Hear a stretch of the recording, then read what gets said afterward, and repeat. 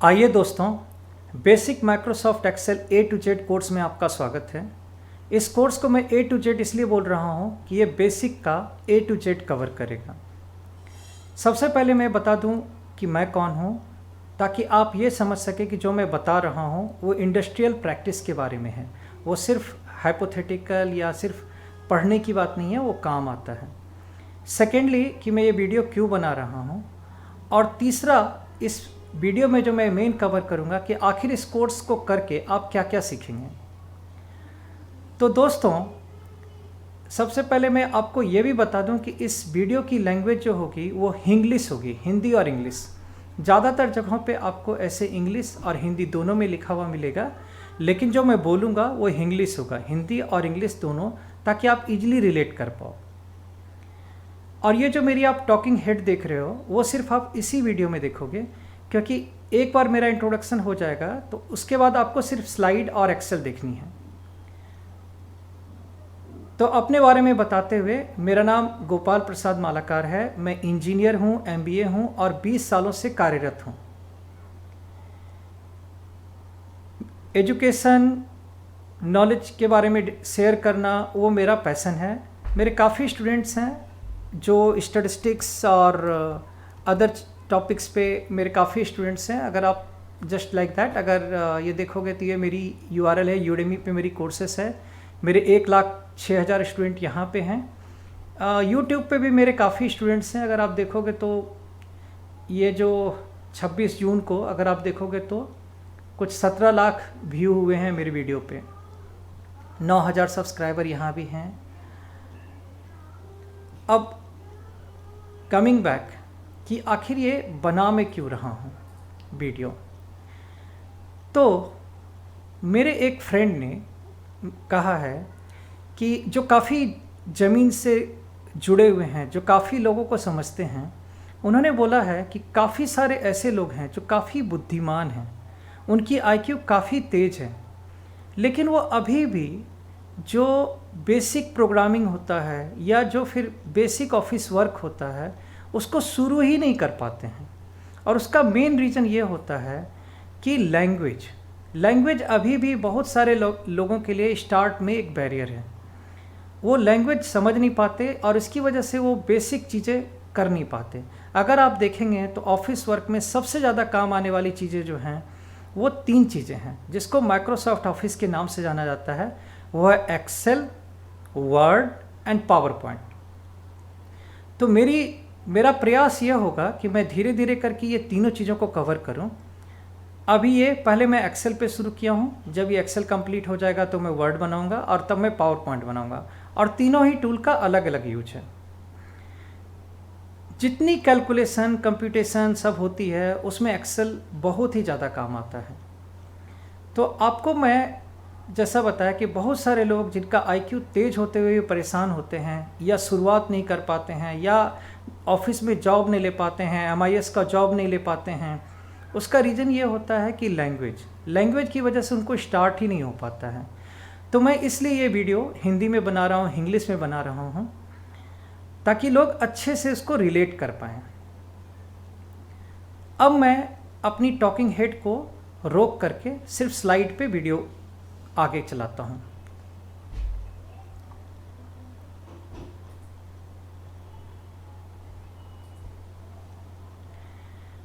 तो सबसे पहले मैं आपको बताऊं कि ये वीडियो कहाँ रखे जाएंगे। तो ये वीडियो बनाने के बाद मैं YouTube के प्लेलिस्ट पे रखूँगा। तो मैं आपको ये बताऊं कि प्लेलिस्ट क्या होता है।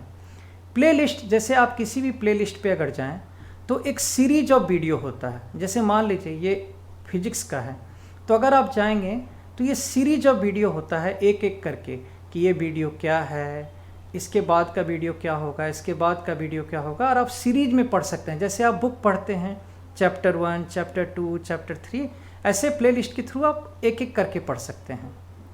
दूसरा आपको बताऊं कि एक डिस्क्रिप्शन एरिया होता है। जैसे आपको कोई एक्सेल रखनी है, आप चाहते हैं कि लोग उसको नोट कर पाएँ, लोग उसको डाउनलोड कर पाएँ, तो उसका आप क्या करते हैं, उसको आप ऐसे डिस्क्रिप्शन एरिया में डाल देते हैं। जैसे यहाँ पे आप ऐसे करके ना, मतलब ऐसे एक डाउनलोडेबल लिंक दे देते हैं डिस्क्रिप्शन एरिया में, जहाँ पे क्लिक करके होता है। ये डाउनलोडेबल नहीं है, ये तो सिर्फ हैशटैग है। लेकिन ऐसे आप डाउनलोडेबल लिंक में डाल देते हैं ताकि लोग डाउनलोड कर सकें। तो एक प्लेलिस्ट के थ्रू आप 1 बाय 1 पढ़ सकेंगे। अगर कोई एक्सेल है जो यूज करना है तो आपको ऐसे डाउनलोडेबल एरिया में मिलेगा। और आगे की बात बताऊं आपको मैं कि अगर आपको ये वीडियो को मैं मोनेटाइज नहीं कर रहा हूं, मतलब कि इससे मैं यूट्यूब से पैसे नहीं कमाऊंगा, तो आप निश्चिंत रहें कि ये मैं अपने भले के लिए नहीं कर रहा हूं, ये मैं डेफिनेटली सोसाइटी के बेनिफिट के लिए करने की कोशिश कर रहा हूं। अब आप ये समझिए कि इसमें मैं क्या क्या सिखाऊंगा। तो थोड़ी देर के लिए अभी हम पहले एक्सेल पे जाते हैं और ये समझिए कि आपको मैं क्या क्या सिखाऊंगा। तो इस कोर्स में मैं आपको ये सिखाऊंगा कि माइक्रोसॉफ्ट एक्सेल क्या है, वो किस लिए यूज होता है और उसके डिफरेंट कंपोनेंट क्या हैं, ताकि आप उसको यूज कैसे करेंगे।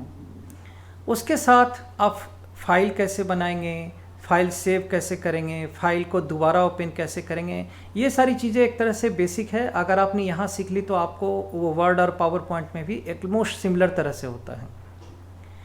उसके बाद आपको बताऊं कि एक बेसिक फॉर्मेटिंग क्या होती है, तो आपको ये दिखाऊं। अभी आप ये देखिए, अभी जैसे ये है तो यहाँ पे ये डेटा है, यहाँ पे कोई फॉर्मेटिंग नहीं है, लेकिन आप यहाँ पे देखेंगे तो जैसे ये बोल्ड है, ये फॉर्मेटिंग है। यहाँ पे बोल्ड के साथ अंडरस्कोर है, नीचे लाइन से खिंचा हुआ है, उसको अंडरस्कोर बोलते हैं, तो वो फॉर्मेटिंग है। ये देखिए टेढ़ा सा है, इसको इटैलिक बोलते हैं, ये बेसिक फॉर्मेटिंग है। यहाँ पे ये कोई ऐसा देखिए, ऐसे जैसे ये लाइन नज़र आ रहा है, यहाँ कोई लाइन नज़र नहीं आ रहा है, तो ये सब जो है बेसिक फॉर्मेटिंग है। तो ये बेसिक फॉर्मेटिंग आप कैसे करेंगे आपको ये बताऊंगा, और आपको कंडीशनल फॉर्मेटिंग फार्मूला ये सब भी बताऊंगा। तो पहले मैं आपको कुछ चीज़ें मोटा मोटा बताता हूँ। जैसे आपने यहाँ लिखा एक, तो एक करते ही यहाँ पे नाम आ गया, इनके स्कोर आ गए। तो दोस्तों जैसे आप यहाँ एक लिखते तो यहाँ मिस्टर आ गया और यहाँ नाम सचिन का आया। अगर आपने यहाँ पे 2 लिखा तो ये नाम बदल गया। यहाँ पे आपने 5 लिखा, अभी आप देखिए ये जो लिखा हुआ है ये ब्लू कलर में लिखा हुआ है, ये 5 डालते ही ये पिंक कलर में हो गया। तो अब ये आप समझिए कि जैसे ही आपने 5 लिखा यहाँ मिसेस हो गया, आपने जैसे ही लिखा यहाँ पे नाम जो आया इसका कलर चेंज हो गया। तो ये जो डायरेक्ट वैल्यू लेके आ रहा है ये एक्चुअली एक फार्मूला है, जो फार्मूला यहाँ से डेटा लेके आ रहा है। ज़्यादातर फार्मूला जो है इनबिल्ट होता है एक्सेल में, जैसे आप इसको डायरेक्ट यूज कर रहे हैं। लेकिन कुछ फार्मूला जो है, जैसे इसके ऊपर जो इफ़ लिखा गया है ये मैंने खुद से लिखा है। तो कुछ चीज़ें जो हैं इनबिल्ट फार्मूला होती है और कुछ उसके ऊपर से आप बनाते हैं। ये जो कलर चेंज हो रहा है ये कंडीशनल फॉर्मेटिंग है। जैसे ये कंडीशनल फॉर्मेटिंग है, जो मतलब डिपेंडिंग ऑन वैल्यू, कि इसका वैल्यू अगर मिसेस है तो ये पिंक हो रहा है, अगर ये मिस्टर है मतलब जेंडर मेल है तो ये ब्लू हो रहा है। उसी तरह से आप जैसे ये वैल्यू यहाँ चेंज करते, तो जैसे रोल नंबर आप चेंज करते हैं तो उस स्टूडेंट का जो स्कोर आ रहा है, ये स्कोर वो यहाँ से ही खींच कर ला रहा है, और इसको बोलते हैं वी लुकअप फार्मूला। ये डायरेक्ट फार्मूला है। लेकिन ये जो लिखा गया है ये फार्मूला हमने लिखा है, क्योंकि ऐसा डायरेक्ट नहीं है। जैसे ये डायरेक्ट है, इसको आप ऐसे करेंगे तो ये दिखाएगा, लेकिन ये डायरेक्ट फार्मूला नहीं है, इसको हम लोगों ने ऐसे बनाया है। वो उतने सही से, मतलब इसको ऊपर से फार्मूला के ऊपर फार्मूला लिख के बनाया गया है, मैनुअल एफर्ट से ज़्यादा किया गया है, ये डायरेक्ट है। तो आपको ये समझना है कि कुछ होती है फॉर्मेटिंग जो डायरेक्ट होती है, कुछ होती है जैसे ये डायरेक्ट फॉर्मेटिंग है, कुछ होती है कंडीशनल फॉर्मेटिंग जो वैल्यू पे डिपेंड करता है। जैसे कि अगर कोई बंदा फेल कर गया हो तो उसका स्कोर जो है वहाँ पे रेड हो जाए, तो ये कंडीशनल फॉर्मेटिंग है कि अगर इसकी वैल्यू फेल है तो ये रेड हो जाए। उसी तरह से अगर आप देखेंगे, जब भी आप कोई वैल्यू डाल रहे हैं, अगर कोई फर्स्ट डिवीजन किया तो ग्रीन हो गया, तो ये जो है कंडीशनल फॉर्मेटिंग से आ रहा है। और यहाँ पे जो आप देख रहे हैं ये ग्राफ है। ये ग्राफ क्या बताता है कि उसके पूरे स्कोर का कितना % कहाँ से आया है।